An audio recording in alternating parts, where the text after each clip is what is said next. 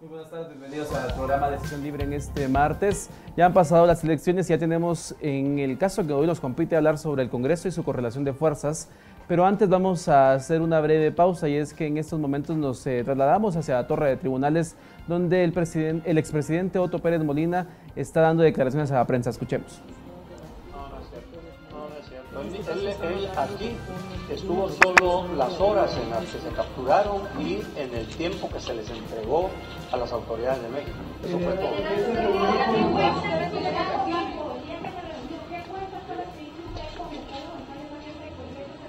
Miren, a ver, mire, yo tengo la justificación de todo eso, pero es una cuestión, a ver, le cuento, es una cuestión totalmente ajena a esto. Es una cuestión de que no tiene absolutamente nada que ver. Por eso cuando lo quieren mezclar una cosa con otra, realmente ellos...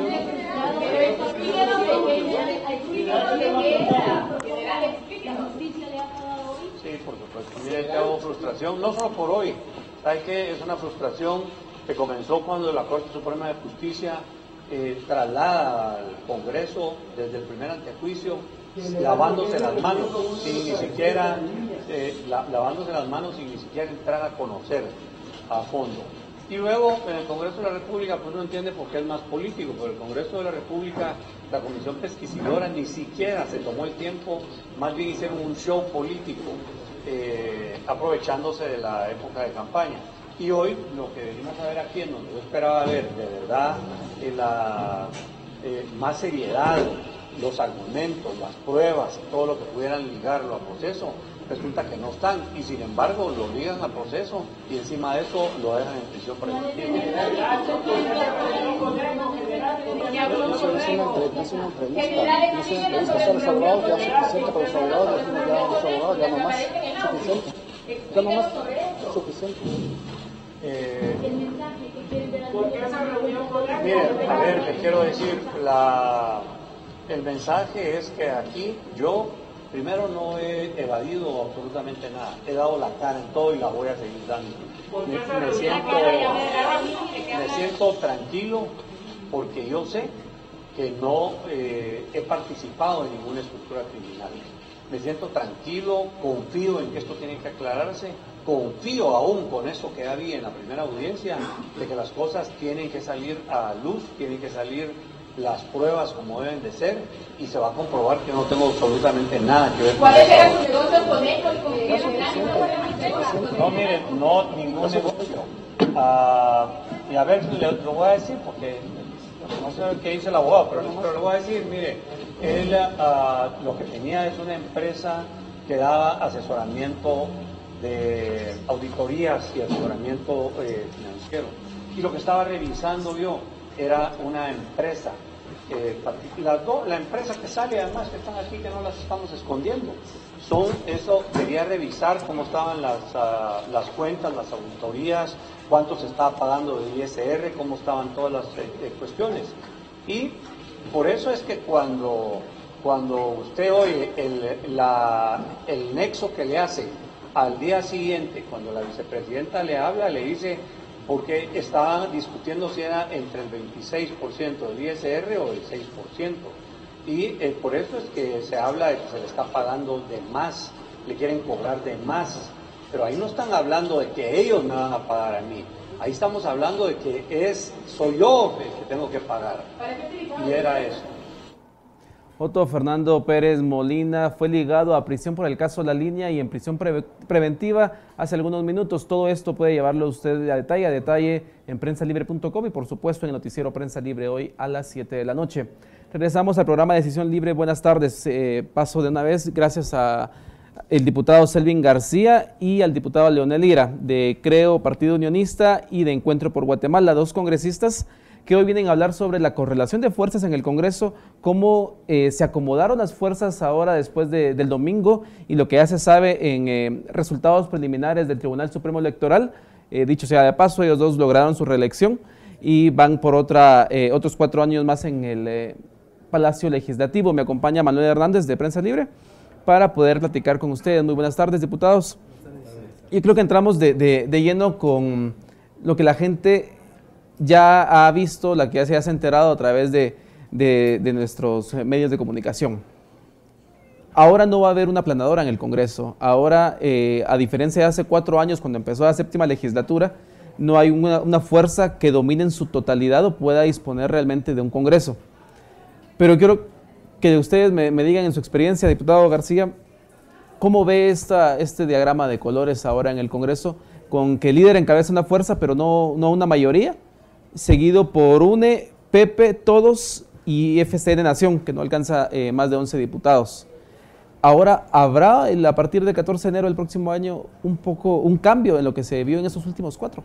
Bueno, primero creo que sí es importante recordar que hace 4 años aproximadamente casi fue el mismo diagrama, la misma barra de diputados, con la diferencia que ahora son 83 nuevos y hace 4 años 90. Sin embargo, el día 12 de septiembre del 2011 se empezó a configurar el Congreso nuevamente porque un partido político que tenía 14 diputados empezó a sumar y a sumar, cosa que en este momento no se ha dado. El problema más grave que pudiese dar es que a partir del 14 de enero, la barra que actualmente tenemos, porque los diputados fuimos electos por nuestros partidos, empiece a darse el transfugismo y empiecen a darse las fuerzas políticas internas en el Congreso a tratar de llegar a consolidarse en una bancada fuerte donde pudiese ser más fácil el llegar a 80 votos. En este momento lo que tenemos que hacer, quienes estamos en los partidos políticos que hemos sido reelectos y los que entran, mantenerse en los partidos que fueron electos, porque eso es lo que la población quiere, no al transfugismo, que sean serios, que sean responsables y que representen los intereses a los cuales ellos representan a través de un partido político. No hay ninguna garantía que este mismo diagrama de los diputados se mantenga. Puede ser que pueda variar, principalmente porque hay en este momento alguna situación de intranquilidad en algunos diputados que posiblemente ya están buscando quizá algún partido que les vaya a garantizar la estabilidad, y si gana alguien en segunda vuelta, también que les garantice estar en el gobierno por los ofrecimientos que hagan en sus distritos. Claro, el diputado Lira. Bueno, aquí hay una variable que tenemos que tomar en cuenta, que es la variable líder. Si todo apunta a como va ahorita, que la segunda vuelta va a ser entre FCN y UNE, básicamente la bancada líder es una bancada que queda nuevamente de oposición por otros 4 años. Habría que evaluar si ellos van a aguantar otros 4 años de ser estrictamente una oposición muy ordenada, por así decirlo, a las órdenes de su líder, de Manuel Valdizón, si va a ser una oposición educada, como Valdizón daba una orden y ahí estaban ellos, básicamente, no educada en otros términos, sino si va a ser una oposición de ese tipo, o si ellos van a empezar a buscar a dónde irse. Y entonces ahí viene el resultado de la segunda vuelta. Digamos que si gana Jimmy Morales, yo lo que veo es que él la va a tener muy difícil, porque tiene una bancada propia solo de 11. Y entonces vamos a empezar a ver ese transfugismo que decía Selvin y ese traspaso de diputados que van a estar buscando, que va a ser en doble vía, no solo diputados que van a querer estar más cerca del gobierno para tener acceso a determinados favores o determinadas obras en el listado geográfico correcto, como también va a ser Jimmy el que va a estar, el partido oficial, si él gana, va a estar buscando diputados para tener una bancada más fuerte. Si por el contrario es la bancada UNE y su candidata Sandra Torres la que gana las elecciones, entonces creo que vamos a ver el efecto que sucedió en este año, cuando se empezaron a ir diputados hacia la bancada oficial. Esperaría yo que no fuera tan dramático el efecto, y esperaría yo que la propia UNE tenga una limitante a cuanto a recibir diputados de otros partidos, tomando en cuenta que ellos durante toda esta legislatura, la 7ª legislatura, se quejaron que ellos sufrieron de transfugismo. Ellos entraron 49 y terminaron en un momento, fueron 7. Y ahorita que ya se recuperaron y creo que son 19 o 20. Entonces esperaríamos que ellos sí apliquen eso de no recibir tránsfugas, ya que ellos lo sufrieron en carne propia.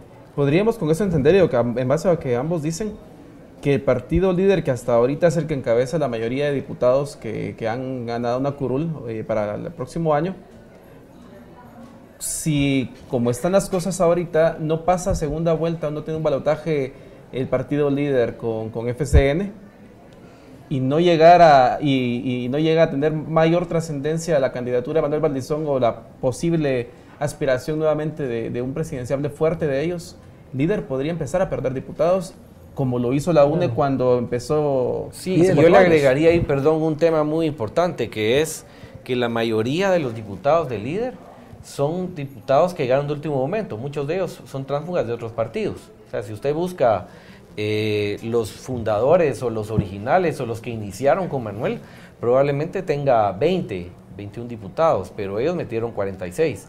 Y ahí hay varios de los que llegaron solo en último momento para buscar una curul o que llegaron por otras razones.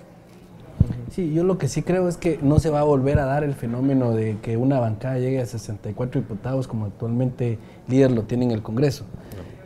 Estoy convencido que el líder en segunda vuelta, si no es el que pasa a participar con Jimmy Morales, se va a quedar huérfano. Es un partido huérfano con un liderazgo que estuvo a punto de alcanzar el poder. Es más, ostentaba el poder, creía tener ya el poder y fracasó. Este es un mensaje como para aquellos políticos tradicionales que están dentro del partido líder, que generalmente tratan de fortalecer un partido para participar en las próximas elecciones y poder radicarse en su distrito y ser personas que tengan el control de su región. Ya no van a tener esa esperanza con líder, porque creo yo que el líder fue un partido que nació, se desarrolló, creció y se murió en estas elecciones. Ahora, tomando en cuenta el argumento del diputado Lira, los únicos, digamos, el partido líder empezaría, digamos, si no es así como usted menciona, a migrar. Al final volvería a pasar como lo de la UNE, que solo los leales a Manuel Valdizón son los que se podrían quedar, así como Villate, los de Huehue, Arriaga o Chávez y algunos de Petén, pero el resto se podría decir que empezaría a buscar dónde, como usted bien mencionaba, obtener de alguna forma, estar cerca de donde está el dinero, donde están los recursos o los proyectos para llevarlos a sus comunidades. Pero hay un fenómeno, ahorita estamos viendo el Congreso, pero hay un fenómeno político, electoral, que son los alcaldes, que en este momento hay alcaldes que ya se están poniendo a disposición, ya sea de la UNE o se están poniendo a disposición de IMI. Entonces eso desconfigura también la fuerza política de un partido que tiene 45 o 46 diputados, además de aquellos diputados que van a querer cumplirle al electorado a que se deben a su distrito, tener una fuerza en su distrito siendo el partido oficial. Manuel creo que es el candidato a presidente que más cerca estuvo de ser presidente durante un buen tiempo, vivió el poder sobre muy poco tiempo y creo que le trasladó eso a la gente. A mi criterio, Manuel sería un político que solo soñó el poder, pero nunca despertó en la realidad del poder. Y eso creo que es bastante dañino, y también para la proyección de los diputados va a ser difícil que los diputados que puedan mantenerse en líder tengan la oportunidad de pensar que Manuel regrese al foro político, a la tarima nacional, a jugársela otra vez como candidato presidencial. O sea, ¿ustedes creen que él ya no va a salir como lo hizo en este periodo, de que nomás tomó posesión los exgobernantes, empezó a hacer campaña y a hacer esto? Recordemos que así fue la campaña pasada. Él quedó segundo lugar en 2011 y empieza esa campaña constante desde el principio, casi que desde la toma de posesión. Incluso eso fue lo que llevó a sumar más diputados. Yo recuerdo que la elección pasada entró con 14 y terminó con 64. Pero se da un fenómeno, que muchos de los que llegaron al líder eran de UNE. Algunos de ellos eran de UNE y muchos, después de estar el líder, regresaron a UNE o regresaron a sus partidos. Yo creo que Manuel Valdizón salió muy lastimado de esta elección. Como dice bien Selvin, él ostentó el poder, dentro del Congreso su bancada ostentaba el poder y decían, incluso en sus argumentaciones, con el gobierno del doctor Valdizón aquí vamos a hacer tal y tal cosa, vamos a hacer tal y tal otra. Pierde primero ante alguien que no es político, alguien, el outsider como se ha dicho, y después pierde ante Sandra, o sea, los dos finalistas son Jimmy, el outsider, y Sandra, que era de donde él salió, si lo queremos ver así, al final él salió de UNE, y ha sido su rival, y ha sido su contendiente, y ha sido las bancadas que han tenido más choque. Si vemos los argumentos de Mario Taracena en el Congreso de la República, siempre ha sido un ataque constante al líder. Entonces, para mí que él perdió muchísimo, y como dice Selvin, yo miro muy difícil que ellos vayan a aguantar 4 años donde crean que él va a ganar, cuando ahorita este fue un golpe muy duro. Yo no sé si para la próxima aguante o pueden surgir otros liderazgos emergentes para la próxima elección, así como Jimmy, que puedan ir sacando a los políticos, a los candidatos que ya quedaron, sobre todo porque el no te toca fue muy fuerte, el argumento del no te toca. Ahora yo quiero llevar la conversación a lo que realmente se hace en el Congreso y se hizo. Si regresamos hace 4 años, llega a haber un Congreso con 90 diputados nuevos. Ahora es un número similar, al menos son más que los que lograron su reelección, como en el caso de ustedes, son 83 los que se dice ahorita que van a llegar a asumir una curul por primera vez, o algunos no consecutiva. Sí. ¿Qué tan fácil o qué tan difícil fue en su experiencia propia tener la 7ª legislatura? Críticas de muchos sectores dicen que ha sido de las menos productivas que se han tenido en los 7 periodos de la era democrática. ¿Cómo o qué tan difícil es el trabajo de un congresista de una bancada que tiene, por ejemplo, vamos con Encuentro, que ahorita tienen 4 diputados nuevos que van a llegarles? ¿Cómo se puede sentir que lleguen 83 diputados nuevos allá con ganas de trabajar y se encuentren con los pesos y contrapesos que hay y existen en cada una de las bancadas? Bueno, es un trabajo difícil, sobre todo cuando se trata de hacer valer la opinión y el voto. Voy a poner un ejemplo. En esta legislatura, en el primer año de la legislatura, se discutió y se aprobó la reforma, la modernización tributaria. Nosotros presentamos, y ahí sí casi que fue conjuntamente con la bancada, creo, nosotros presentamos argumentos, indicamos con números, indicamos con argumentos técnicos las razones por las cuales no era conveniente aprobar la reforma tributaria, o por lo menos en la manera que iba. Incluso nosotros presentamos muchas enmiendas y muchas propuestas, y las cuales no fueron tomadas en cuenta. No fueron tomadas en cuenta, éramos 3 diputados, seguimos siendo 3 diputados, y nos pasaron una aplanadora encima. Después ya vimos el resultado de cuál fue lo que arrojó la actualización tributaria, caída en la recaudación porque los impuestos estaban mal diseñados, porque la redacción estaba mala, porque al final salió beneficiado digamos por así decirlo, el contribuyente, en lugar de que el Estado fuera el que recibiera más ingresos, hasta recibió menos. Entonces, nosotros nos llegamos a topar con eso, que en momentos puede ser frustrante, pero a la vez no solo es el trabajo de legislar. Le puedo decir, la bancada de Encuentro por Guatemala se ha caracterizado por el tema de fiscalización, por el tema de intermediación.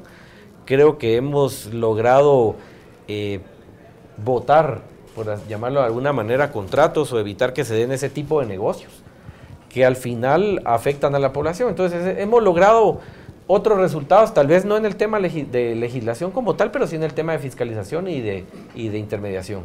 Con el tema que está ahí, vamos a darle la palabra al diputado García. Antes vamos a hacer una pequeña pausa y regresamos acá en Decisión Libre hablando sobre el Congreso para la 8ª legislatura que comenzará el 14 de enero del próximo año.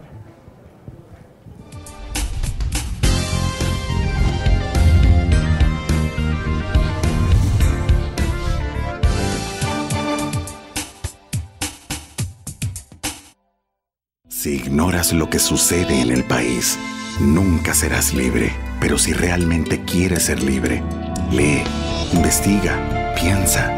Infórmate a la mañana, al mediodía, en el bus. Y si no has empezado o sientes que no es para ti, entiende que ser libre no tiene edad ni condición social. Es por eso que soy prensa, soy libre. Prensa Libre, un periodismo que evoluciona.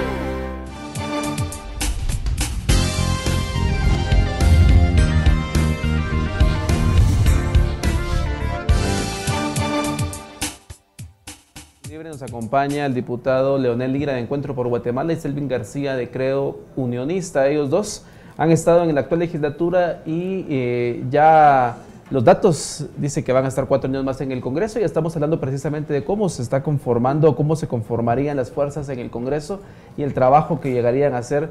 Son ahora 83 nuevos diputados y con eso nos quedamos.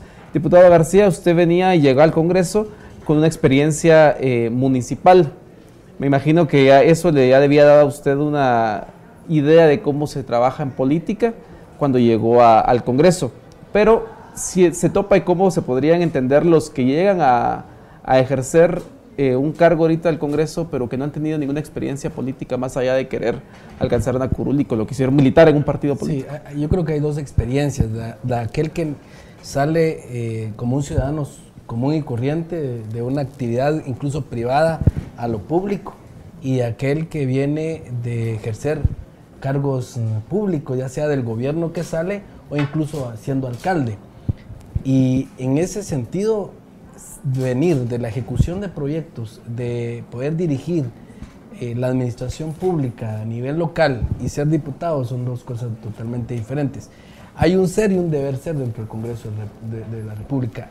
El deber ser es como el sentimiento que muchos de los 83 diputados llevan al Congreso de la República, donde manifiesta que van a presentar iniciativas de ley, donde llevan intenciones de cambiar el mundo, pero cuando uno entra al ser, a la realidad de la experiencia, del consenso, del dinamismo político, se da cuenta que una sola golondrina no hace verano, que un solo leño no arde solo, que ahí se necesita primero de entrar en consensos. Hablando de esa golondrina que no hace verano y los consensos, ¿cuál cree usted que, bien se ha hablado que no hay aplanadora, pero en esta legislatura hubo varios consensos o varias uniones para aprobar leyes, como ustedes mencionaban, las reformas, la modernización tributaria? ¿Cuáles creen ustedes que podrían ser las alianzas naturales, tanto si queda FCN o queda la UNE? Yo creo que va a haber un prejuicio político y electoral en contra del líder, que la mayoría de bancadas van a ser afín y en contra del líder. O sea, toda aquella decisión que se tome va a ir buscado más a las bancadas minoritarias y a las bancadas que no tengan mucha afinidad con líder o que no tengan mucha relación con líder. Ese va a ser un prejuicio.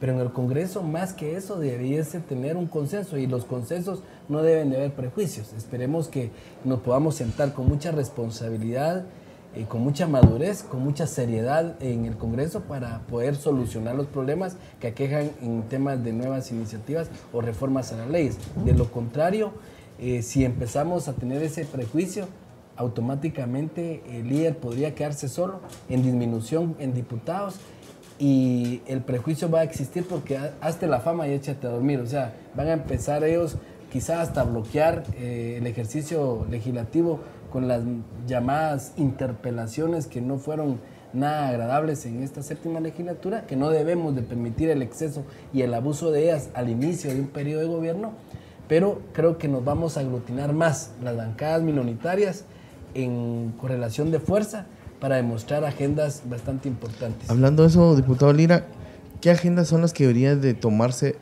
para empezar la próxima legislatura? Bueno, creo que nosotros tenemos, como Congreso, le quedamos a la población debiendo y tenemos temas pendientes de anticorrupción, reformas importantes, reformas a la ley de contrataciones del Estado, reformas a la ley de Contraloría de Cuentas, el sector justicia también estamos debiendo, tenemos ahí las reformas a la ley de la carrera judicial, a la ley del servicio civil del organismo judicial, la ley de amparo, tenemos varios aspectos ahí. Yo creo que un tema muy importante que nosotros vamos a tener que apoyar es el tema de las finanzas. Encontramos una situación financiera en el Estado que va a estar muy difícil. tomando en cuenta todos los hechos que estamos viendo de lo acaecido con la línea, la caída de la recaudación tributaria por efectos de este mismo de la línea.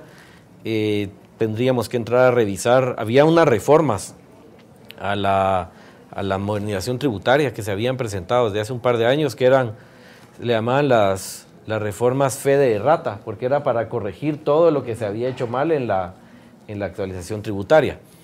Creo que ese es uno de los principales temas, el tema financiero, porque vamos a entrar con un presupuesto desfinanciado, y ese es otro punto importante.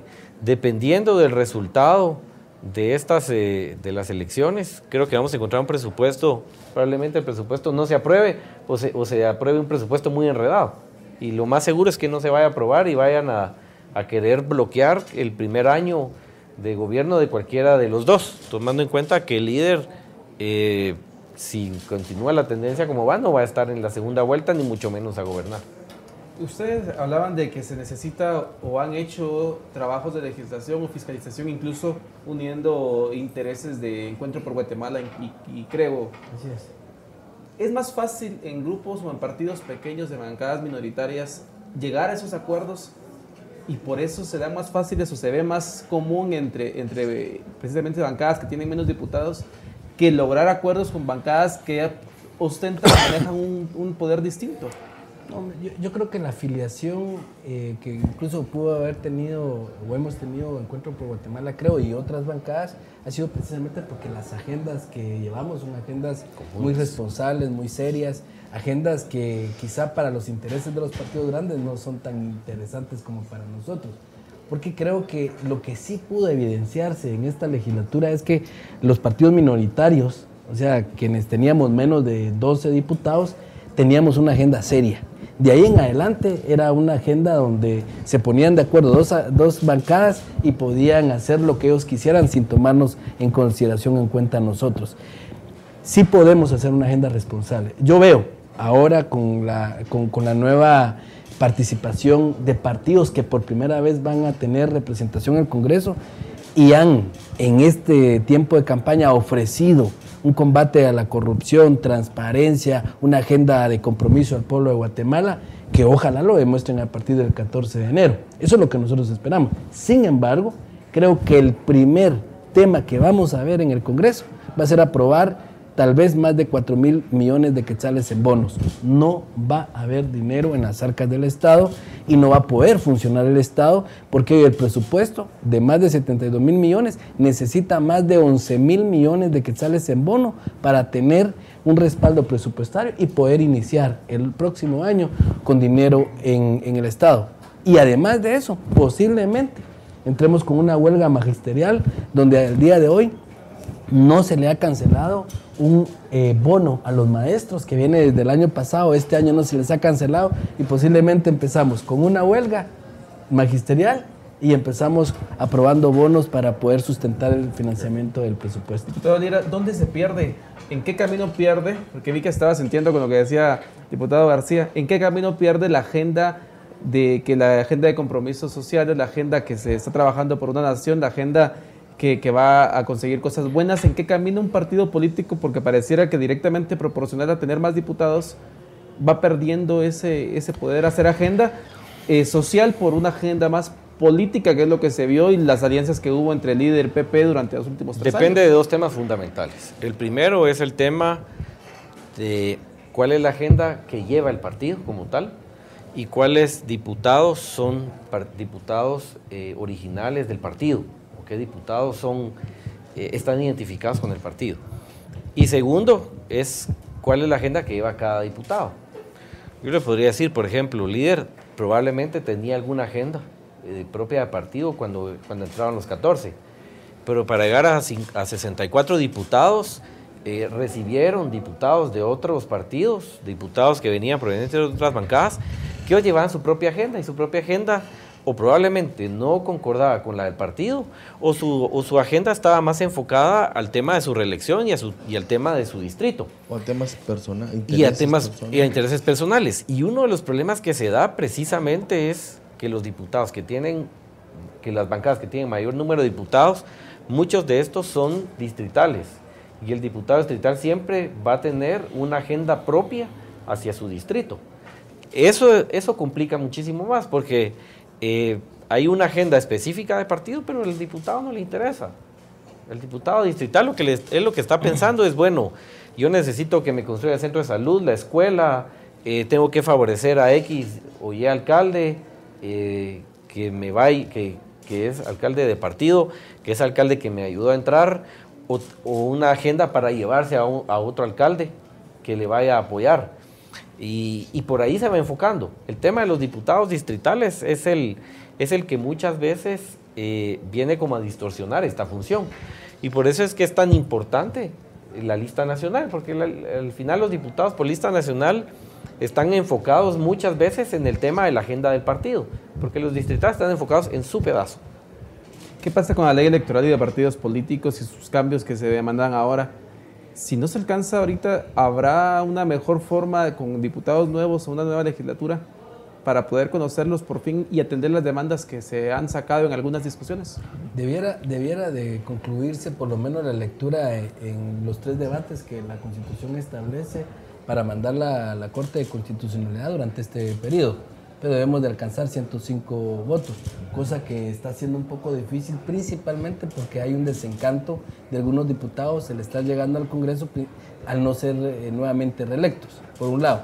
Por el otro, si no se logra en este periodo legislativo el poder aprobar en 3 lecturas y pasar a la Corte la ley electoral, debiese ser un compromiso de forma inmediata para el próximo periodo legislativo, principalmente porque muchos de los diputados que hoy fueron electos tienen ese compromiso y fue la oferta política que ellos presentaron al pueblo de Guatemala, que ellos sí se comprometían con la ley electoral de partidos políticos, que sí se comprometían con la ley de contrataciones del Estado, con la ley de carrera judicial. O sea, hay una oferta política y si no empiezan ellos también a apoyar las propuestas de reformas, ¿verdad?, dependiendo de los intereses que ellos también vayan a tener, o sus secretarios generales o sus candidatos presidenciales, creo que va a ser el primer desencanto que va a haber de la población a un grupo de 83 diputados que gritaban a todas voces que ellos iban al Congreso de la República a hacer reformas.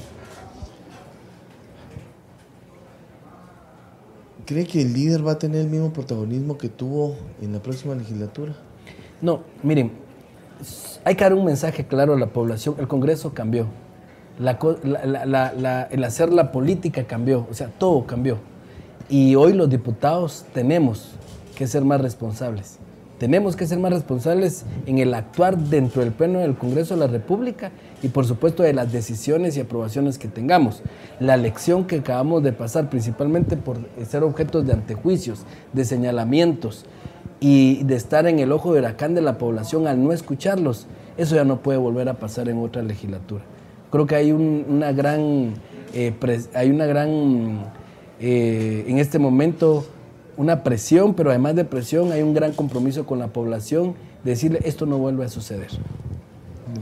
Sí, y a esto habría que agregarle, yo estoy muy enfocado de verdad en cuáles van a ser los resultados de la segunda vuelta, porque probablemente si gana la bancada UNE, si gana el partido UNE las elecciones, habría que ver si la bancada se va a disgregar, aunque estén unidos y van a tener sus propias corrientes, como fue con la bancada oficial.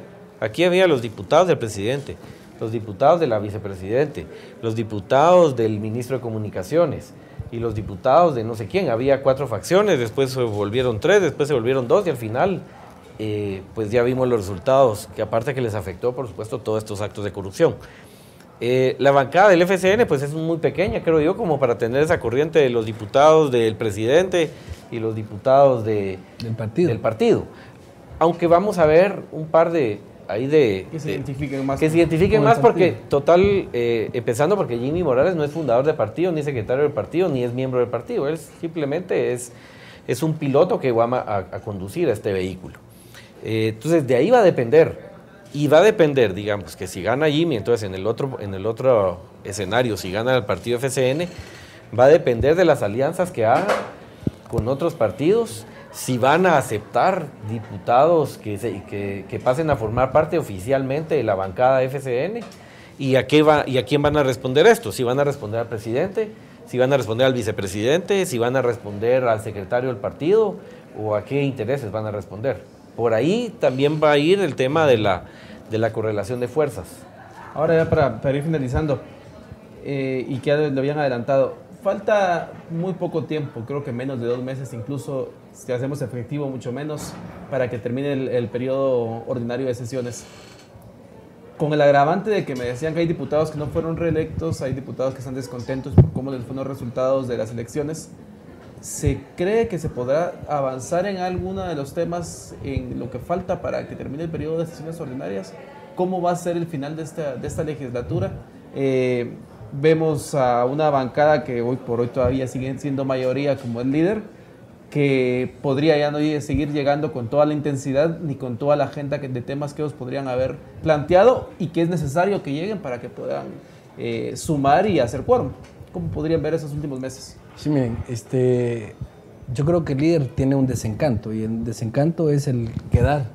Si se ratifica a doña Sandra Torres en segundo lugar, quedaron en tercer lugar, que jamás pensaron. Primer lugar. Segundo, que diputados no fueron reelectos en la cantidad que actualmente hay. Y de los reelectos es una mínima cantidad porque también vienen diputados nuevos dentro de los diputados de la nueva bancada de líder. Entonces son dos agravantes para la bancada y por supuesto en este momento para nosotros como Congreso de la República, porque sin ellos no pudiésemos pasar algo por urgencia nacional. Teníamos que tener 105, salvo el presupuesto que generalmente se aprueba a última hora y el último día de la sesión ordinaria que tenemos en el Congreso y la última fecha que la Constitución nos da. De lo contrario, pasaría a formar parte del presupuesto este año para el siguiente sin ninguna modificación. Como está el panorama ahorita, no hay condiciones para que se pueda conocer con voluntad y aprobar un presupuesto. No. Todo dependiendo. Por eso yo me enfoco de verdad mucho. Va a depender de los resultados.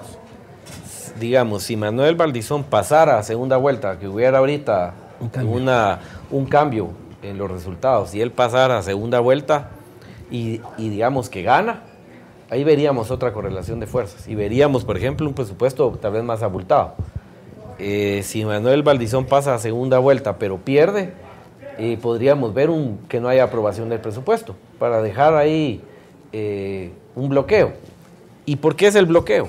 Cuando no se aprueba el presupuesto de un año y se aplica al siguiente, solo el reordenamiento del listado geográfico de obras, solo eso lleva 6-8 meses. Bien trabajado y de veras, a marchas forzadas lleva entre 6 y 8 meses hacer todo el inventario de obras que ya se ejecutaron, más cómo se va a hacer, más las nuevas que debiesen ingresar, todos los programas que ya se ejecutaron en los distintos ministerios en funcionamiento, por ejemplo, que ya no se van a aplicar o cómo fue. Es un proceso, el reordenamiento de un presupuesto es muy complejo. Entonces, ahí es un bloqueo el primer año de 6 meses. Y no hay que perder de vista que la Comisión de Finanzas la tiene la presidencia. Partido líder. Es otro de los temas que también podría ser un agravante. ¿Cree que lo que ustedes están mencionando sería a partir del 25 de octubre o se podría determinar mañana con la aprobación o con elegir al nuevo vicepresidente? No hay motivaciones. Miren, ahorita no hay motivaciones para muchos diputados, incluso llegar al Congreso, principalmente los que no fueron reelectos, principalmente. Luego, el otro agravante es que no solo no fueron reelectos, sino también quedaron en tercer lugar, si estamos hablando de la bancada que más diputados tiene. El día jueves, después de la reunión solemne que nosotros tenemos programado, pretendemos conocer la terna del vicepresidente y elegir al nuevo vicepresidente, que necesitamos 80 votos. Creemos que ese día vamos a tener 80 votos, porque es mucho más fácil de aquí hasta noviembre pasar con 80 votos algún tema de interés nacional que 105. Entonces creo que vamos a estar de aquí hasta noviembre con 80 votos. Vamos a hacer todo lo posible que lleguen 80 diputados y que los 80 diputados voten por aquello que es de interés e importancia para votar. ¿Creen que si queda FCN podría obtener la presidencia del Congreso? No, yo lo dudo. Miren, este tema es bien complicado porque no van a haber bancadas que van a arriesgarse, principalmente porque se va a necesitar de mucha seriedad, mucho consenso, mucho acuerdo, dejarle la presidencia a un diputado nuevo que no tiene ni siquiera una mínima o un mínimo concepto de cómo es la técnica parlamentaria, técnica legislativa. Yo creo que sería mucho más riesgo. No solo podríamos dejar la presidencia en una persona que también no está preparada para poder ser presidente, que coyunturalmente llega a ser un candidato que pasa segunda vuelta, y menos el Congreso de la República a un diputado nuevo por ser de un candidato que posiblemente llegue a la presidencia. Yo creo que tenemos que ser responsables. Aquí no se abrió la paca y decir, miren, aquí todos los que quieran vestirse se tienen que vestir. El Congreso, nosotros por lo menos vamos a ser responsables. Si el Ejecutivo no va a ser responsable, nosotros no nos vamos no vamos a intervenir y ni vamos a influir en las decisiones, porque respetamos y esa dependencia del organismo ejecutivo. Pero el Congreso sí tenemos que ser serios. Hemos tenido fracasos. Yo le agregaría rápidamente, que creo que el mismo partido FCN de ganar las elecciones, ellos mismos no se van a querer tirar eso, porque ellos van a llegar a encontrar un ejecutivo de veras desastroso. Van a tener que formar todo ese equipo de ministros, viceministros, secretarios, comisionados, directores. Ellos van a estar enfocados en eso. Ellos creo que van a ser, espero yo, que sean conscientes, como bien dice Selvin, que sus diputados no llevan la experiencia.